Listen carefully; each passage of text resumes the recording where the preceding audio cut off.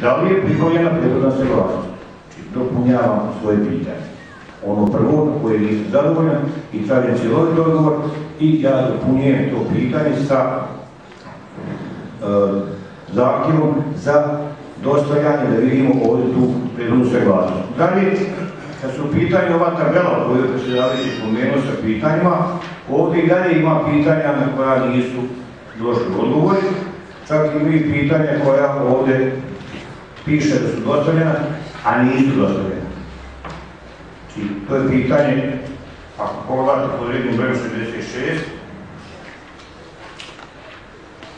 dakle, koju pitanju uputio vjesnik Jadnik Vošić, nije odgovor nikada dao, dobijem.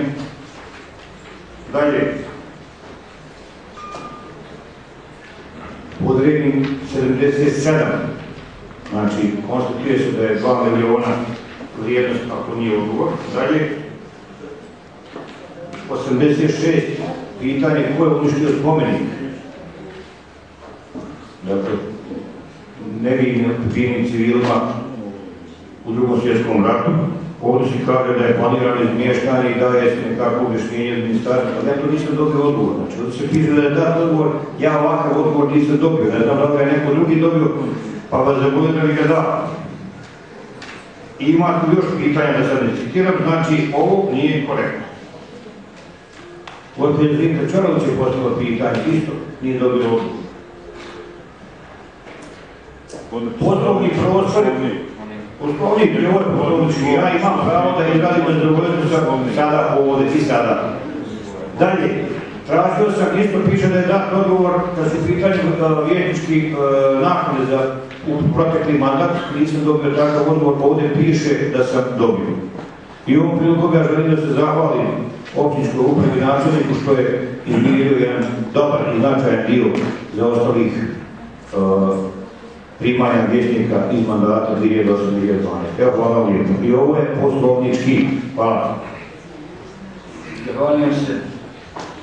Pisano formu to sve dostaviti. Dostaviti gospodine Miljkoviću. Za riječ se javlja naš načelnik, gospodin Đorđe Lošić. Izvolite, gospodin načelnik.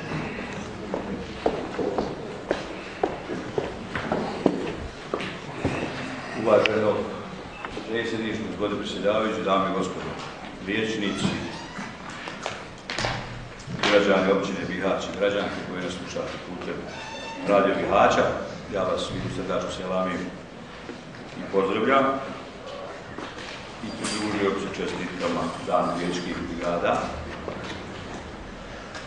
Što se tiče vijećničkih pitanja, ja stvarno molim, ja nisam ni upoznat s ovim tabelama, zaista da odgovarate jasno, javno, transparentno, bez ikakvog sakrivanja, bilo čega. Tražim od službi, tražim od gospodina Kormanovića, tražim i na sve jedno pitanje, kakvo god ono bilo, mora se dati odgovor bilo čemu se radilo. Što se tiče Stensa, odluka donijeta da se promijene 2 podloge, radovi, ja mislim da su koštali 48.000 maraka, procedura provedena preko javne ustanove Sport, odmor i rekreacija, 100.000 maraka obezbijeđeno u budžetu općine Bihać da ide preko javne ustanove Sport, odmor, rekreacija.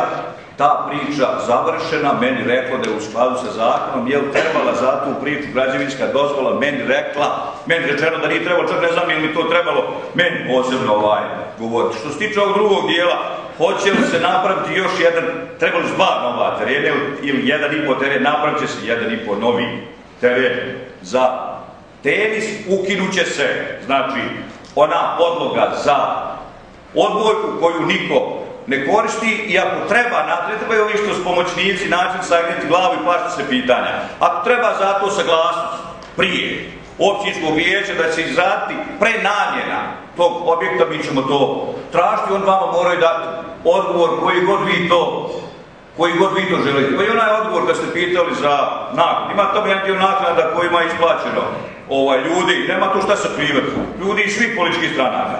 Ima tamo kad se uđe u strukturu plaćanja, interesantno da neki imaju puno više dugovanja, a neki imaju manje dugovanja jer je neko vjerovatno zapalo malo para pa je neko nekome pomogao, uplatio. I ako je nešto uplaćeno, nije uplaćeno da bi se protiv nekog nešto radilo, nego da su u datom momentu pomogne. I ni to ne smije se kriti, bez obzira kome su radili.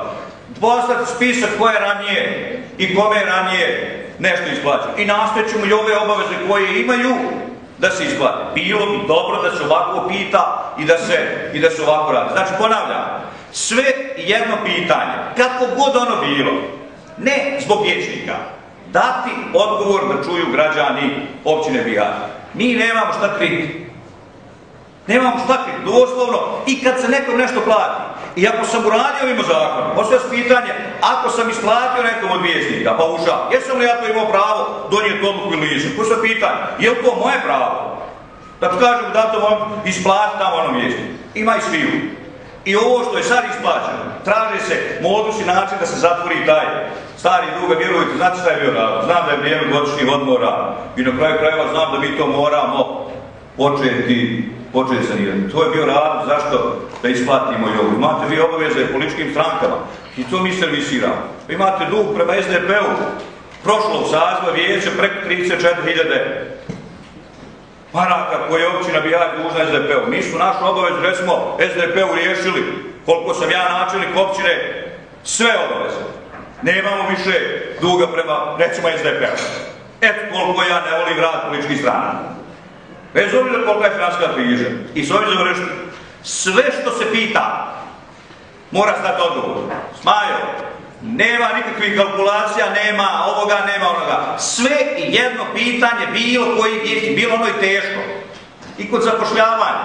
Ja vidim, bilo je pitanja ko je zaposlen. Treba otvoriti tu priču, ko je zaposlen.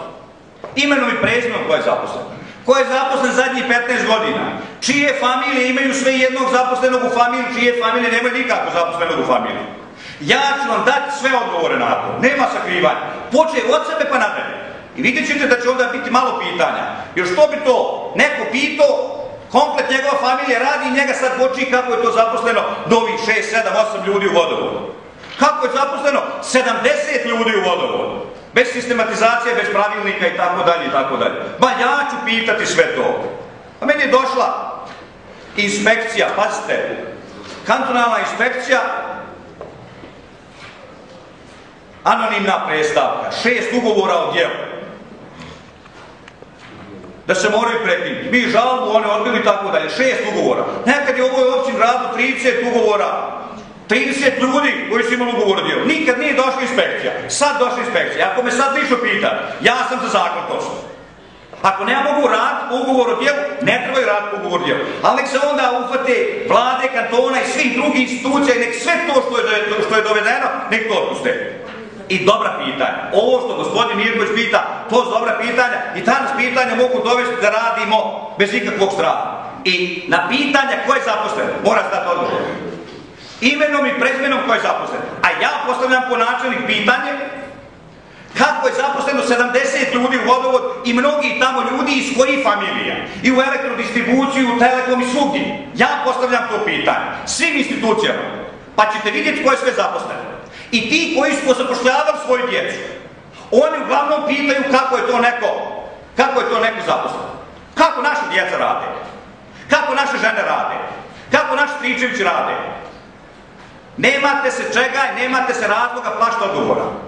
Za bilo koje pitanje. I nemojte da se desi da jedna više kolona bude prazna, da mi to ko biva bježimo od odgovora. Ja ne bježim ni od kojeg odgovora. Ni od kakvog odgovora, vjerujte da će on nekad biti toliko direktan, Boga bi za neke i bolan. Hvala vam. Zahvaljujem se gospodinu načelniku. Dozvolite mi da ja kao predsjedatelj općinskog vijeća kažem par riječi. Dobit ćete pitanje, dobit ćete priliku, naravno što dobiti, ali ovo je vrlo ozbiljna stvar. Dakle, potrudili smo se, dostavili smo vam tablicu sa vijećičkim pitanjima. Sad sam reagirao, gospodina Mirkovića nisam